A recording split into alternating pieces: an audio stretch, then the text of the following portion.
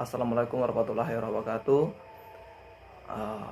Perkenalkan, nama saya Manirjan Tapukapkat, BP 20.038.11.039, Prodi Ilmu Administrasi Negara. Pada video kali ini saya akan sedikit membahas tentang perubahan Undang-Undang Nomor 7 Tahun 2017 menjadi Perpu Nomor 1 Tahun 2022, itu tentang pemilu. Pada tanggal 12 Desember tahun 2022, Presiden menetapkan Perpu Nomor 1 Tahun 2022 tentang perubahan atas Undang-Undang Nomor 7 Tahun 2017 tentang pemilu, dan sudah diundangkan pada lembaran negara tahun 2022 nomor 224. Perpu nomor 1 tahun 2022 yang ditetapkan pada tanggal 12 Desember tahun 2022, artinya 2 hari menjelang penetapan peserta pemilu partai politik tanggal 14 Desember 2022,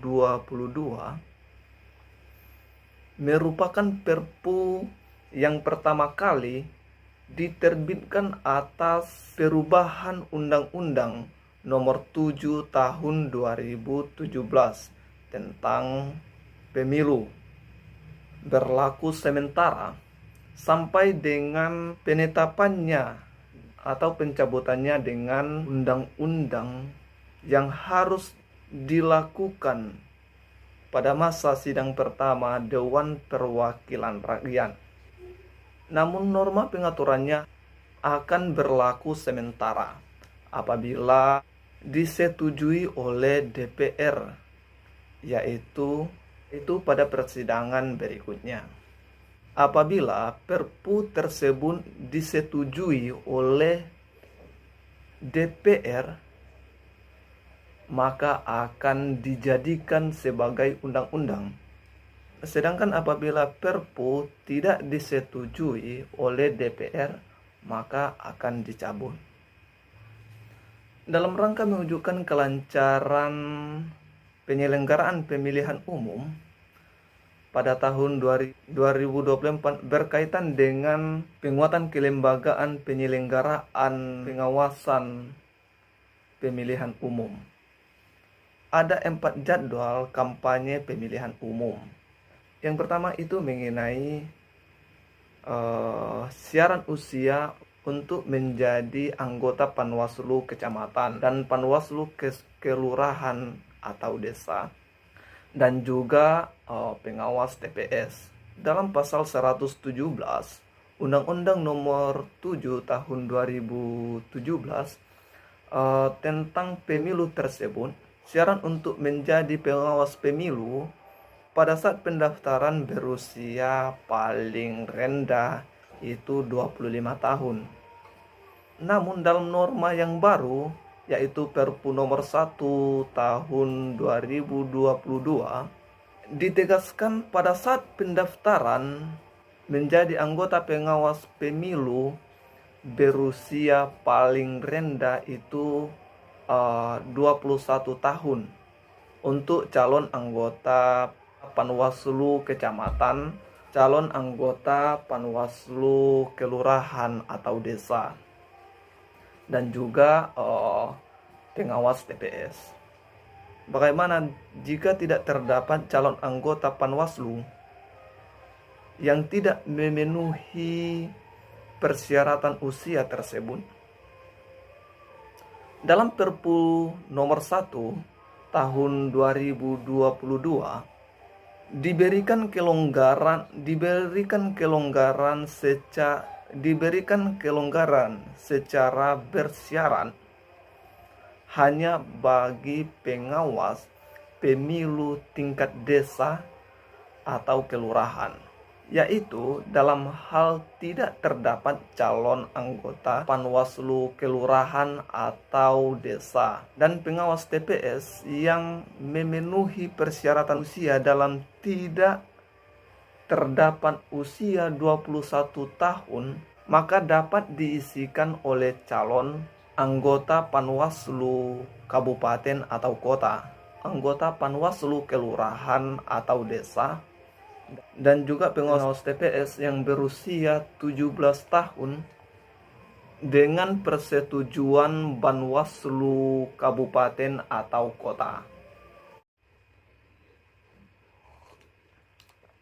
Baik, dilanjutkan dengan yang kedua, mengenai penetapan parpol sebagai peserta pemilu, sebagaimana disebutkan pada pasal 179 ayat 3 Undang-Undang Nomor 7 Tahun 2017 bahwa penetapan nomor parpol sebagai peserta pemilu dilakukan secara undian. Namun di Perpu nomor 1 tahun 2022 terjadi perubahan tentang norma pasal 179 sehingga berbunyi partai politik yang telah memenuhi ketentuan ambang batas perolehan suara secara nasional untuk pemilu anggota DPR pada tahun 2019 dan telah ditetapkan sebagai peserta pemilu dapat menggunakan nomor urut partai politik peserta pemilu yang sama pada tahun 2019.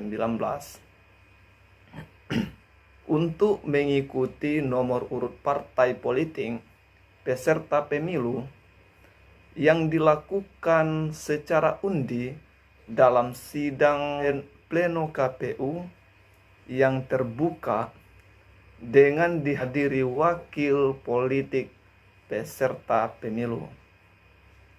Yang ketiga yaitu tentang mengenai kursi DPR. Pada pasal 186 Undang-Undang Nomor 7 Tahun 2017 tentang pemilu, jumlah kursi DPR ditetapkan itu sebanyak 575.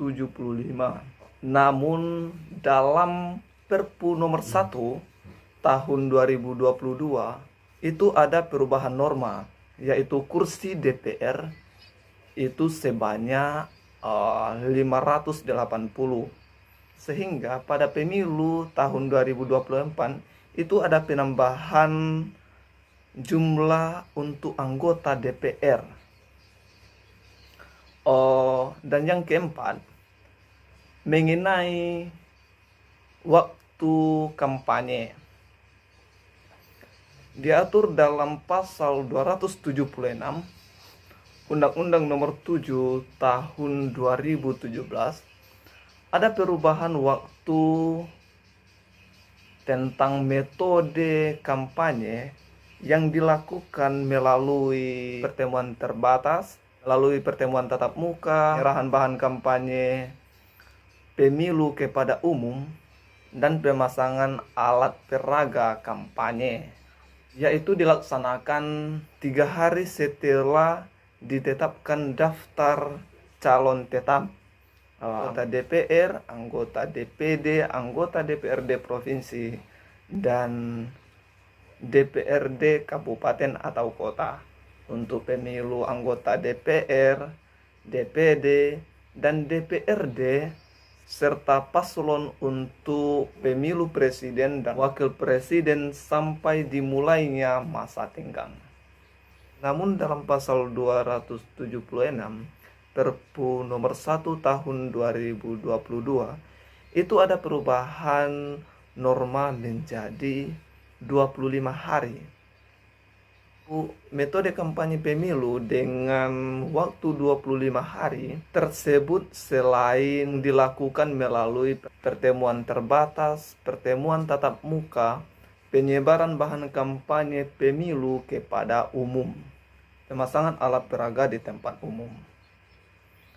dalam pasal 276 Perpu nomor 1 tahun 2022 ditambahkan dengan metode kampanye melalui media sosial, debat pasangan calon tentang kampanye paslon, dan metode kampanye dilakukan kegiatan lain yang tidak melarang kampanye dan ketentuan perundang-undangan.